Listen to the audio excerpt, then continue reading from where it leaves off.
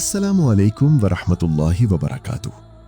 मेरे अजीज भाइयों, आज मैं अपने उन तमाम भाइयों के लिए एक इंतहाई खास, बाबरकत और मुजर्रब कुरानी वजीफा लेकर हाजिर हुआ हूँ, जो महबूब की बेरुखी और रिश्ते की दूरी की वजह से दिल बर्दाश्ता और परेशान है।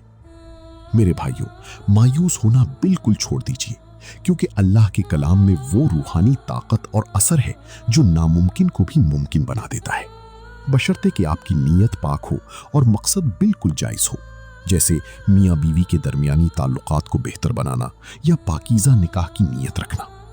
अगर आपका मकसद सच्चा है तो रब्बुल इज़्ज़त के इस इस्म मुबारक की बरकत से महबूब के दिल में आपके लिए ऐसी शदीद मोहब्बत पैदा होगी कि वो खुद आपसे राब्ता करने पर मजबूर हो जाएगा। ये वजीफा ना सिर्फ महबूब के दिल में मोहब्बत और उल्फत का जज्बा बेदार करता है, बल्कि आपके दरमियान हाइल तमाम सूफहमियों और तलखियों को भी जड़ से खत्म कर देता है। अगर इस वजीफे को कामिल यकीन, सच्चाई और सिर्फ जायज मकसद के लिए किया जाए तो इसकी बरकत से नाउमीदी मिनटों में उम्मीद में बदल जाती है। अगर आपका महबूब आपसे नाराज है, राब्ता खत्म कर चुका है या उसके दिल में बेरुखी आ चुकी है, तो इस कुरानी वजीफे की बरकत से अल्लाह ताला आपके रिश्ते को दोबारा उल्फत, एहतराम और खुलूस से मुअत्तर कर देगा।